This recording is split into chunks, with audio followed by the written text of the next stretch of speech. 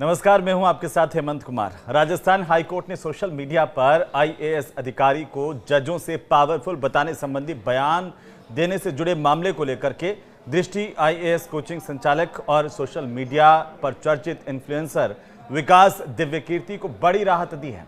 अदालत ने इस मामले में विकास दिव्यकीर्ति को तलब करने के अजमेर की निचली अदालत के आदेश पर अंतरिम रोक लगा दी है।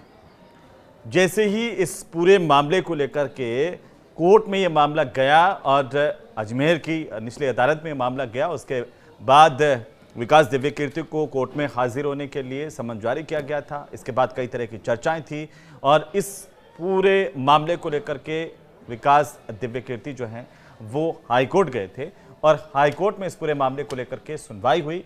जस्टिस समीर जैन की एकल पीठ ने ये आदेश जो दिया है वो विकास दिव्यकीर्ति की आपराधिक याचिका पर प्रारंभिक सुनवाई करते हुए दिया। अब इस याचिका में अधिवक्ता पुनीत सिंघवी की तरफ से अदालत को यह जानकारी दी गई कि वकील कमलेश मंडोलिया की शिकायत पर अजमेर के न्यायिक मजिस्ट्रेट संख्या 2 ने उन्हें समन से तलब किया, जबकि याचिकाकर्ता ने किसी की भावना को आहत नहीं किया। याचिकाकर्ता स्टूडेंट्स को पढ़ा रहे थे। याचिकाकर्ता यानी कि विकास दिव्यकीर्ति जो अपनी क्लासेस लेते हैं, कोचिंग क्लासेस, और इस दौरान जब वे पढ़ा रहे थे उसी दौरान ये पूरा का पूरा वाकया हुआ। उसी दौरान उन्होंने तुलना की आईएएस अधिकारी वर्सेस जजों की और इस पर मामला जो है कोर्ट तक पहुंच गया। अब यह बताया गया कोर्ट को कि याचिकाकर्ता स्टूडेंट्स को उस वक्त पढ़ा रहे थे और इस दौरान इस संबंध में विद्यार्थियों से सवाल जवाब भी हुए थे। इन्हें तोड़ मरोड़ करके पेश किया गया। हाईकोर्ट में ये तथ्य रखे गए विकास दिव्यकीर्ति के एडवोकेट की तरफ से और इसमें बताया गया कि शिकायतकर्ता की इसमें किसी भी तरह की मानहानि भी नहीं हुई है और ऐसे में निचली अदालत की कार्यवाही को रद्द किया जाए, ये मांग हाईकोर्ट से की गई थी। आखिरकार हाईकोर्ट में जो एकल पीठ है उसने सुनवाई की इस पूरे मामले को लेकर के और एडवोकेट्स की तरफ से ये बताया गया कि हमने अपील में ये कहा था कि हमने किसी की भावना को आहत नहीं किया। अजमेर में न्यायिक मजिस्ट्रेट कोर्ट ने हमारे खिलाफ जो क्रिमिनल प्रोसीडिंग्स शुरू किए वो गलत है, ये तथ्य कोर्ट में रखे गए। उन्होंने कहा कि हमारा इरादा किसी की भावनाओं को आहत करने का नहीं था। कोचिंग क्लास चल रही थी, उसके अंदर वे पढ़ा रहे थे विकास दिव्यकीर्ति और उन्होंने स्टूडेंट्स को समझाने के लिए इस तरह से कोई उदाहरण दिया था जिसको तोड़ मरोड़ करके पेश किया गया। ये कोर्ट के अंदर ये भी बताया गया। विकास दिव्यकीर्ति के जो एडवोकेट है उनकी तरफ से ये तथ्य रखे गए और इस पूरे मामले में जिस वीडियो की बात की जा रही है उसे भी तोड़ मरोड़ कर पेश करने की बात यहां पर याचिकाकर्ता की तरफ से की गई। उन्होंने ये कहा कि इस तरह की कार्रवाई फ्रीडम ऑफ स्पीच के अधिकार को बाधित करती है। निचली अदालत ने इस पूरे मामले में कानूनी रूप से पूरे प्रोसेस को भी फॉलो नहीं किया है, यह भी हाईकोर्ट को बताया गया।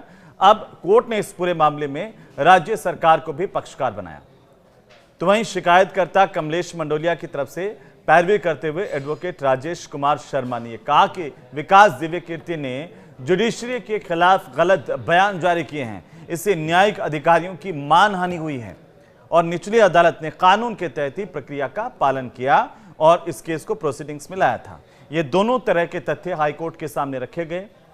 जस्टिस के सामने ये दोनों तरह से तथ्य रखे गए, याचिकाकर्ता की तरफ से भी और सामने वाली पार्टी की तरफ से भी। याचिकाकर्ताओं की तरफ से ये कहा गया कि जबरदस्ती उन्हें न्यायिक प्रक्रिया में घसीटा जा रहा है और उनके जो एडवोकेट्स हैं उनकी तरफ से कहा गया कि विकास कीर्ति सिर्फ क्लास ले रहे थे, अपने बच्चों को समझा रहे थे और वो जो वीडियो सामने आया उस वीडियो को भी तोड़ मरोड़ करके पेश किया गया। अब कमलेश मंडोलिया जो हैं उन्होंने याचिका का जवाब देने के लिए कोर्ट से वक्त मांगा, कहा कि उन्हें समय चाहिए। जो याचिकाकर्ता की तरफ से दलीलें दी गई है उनका जवाब वे तसल्ली से देना चाहते हैं। इस पर कोर्ट की तरफ से इस मामले में राज्य सरकार को भी पक्षकार बनाते हुए जवाब देने के लिए 2 सप्ताह का वक्त दिया। लेकिन कुल मिलाकर के बात यह है कि विकास दिव्यकीर्ति को जो सबसे चर्चित है देश में कोचिंग टीचर के तौर पर, एक इन्फ्लुएंसर के तौर पर, उनको लेकर के जो तमाम चर्चाएं इस केस के दाखिल होने के बाद अजमेर की निचली अदालत में और समन जारी होने के बाद चल रही थी, उनमें राहत दी गई हाईकोर्ट की तरफ से। और अजमेर कोर्ट में क्या कुछ हुआ जरा इसको भी जरा समझिए कि अजमेर कोर्ट में पेश होने के आदेश दिए गए थे बाकायदा विकास दिव्यकीर्ति को कि वो कोर्ट में पेश हों और बताएं कि ऐसा उन्होंने क्यों किया। अब शिकायतकर्ता ने विकास दिव्यकीर्ति के खिलाफ अजमेर कोर्ट में मानहानि की शिकायत की थी। उन्होंने अपनी याचिका में कहा था कि विकास दिव्य कीर्ति ने एक वीडियो में न्यायपालिका के खिलाफ आपत्तिजनक, अपमानजनक और व्यंग्यात्मक भाषा का इस्तेमाल किया है।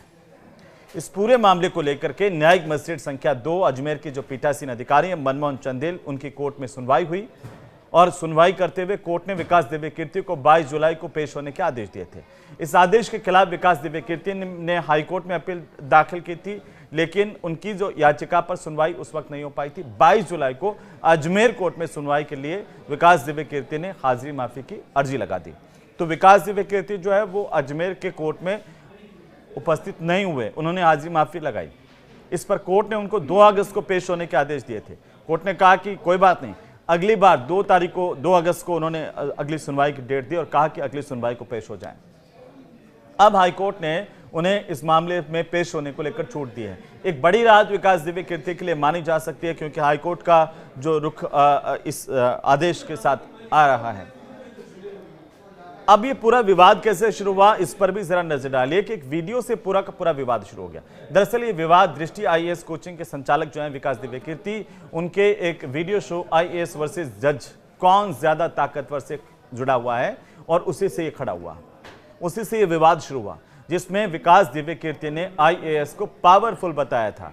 इस पर वकील कमलेश मंडोलिया की शिकायत पर अजमेर के न्यायिक मजिस्ट्रेट के संख्या 2 के पीठासीन अधिकारी मनमोहन चंदेल की अदालत ने मुकदमा दर्ज कर संबंधित पक्षों को नोटिस जारी किए थे। इसके बाद ये चर्चाएं थी कि क्या इस पूरे मामले में विकास दिव्य कीर्ति के खिलाफ कोर्ट कोई एक्शन ले सकता है। अजमेर कोर्ट में निचली अदालत में सुनवाई चल रही थी, लेकिन विकास कीर्ति पहुंचे हाईकोर्ट।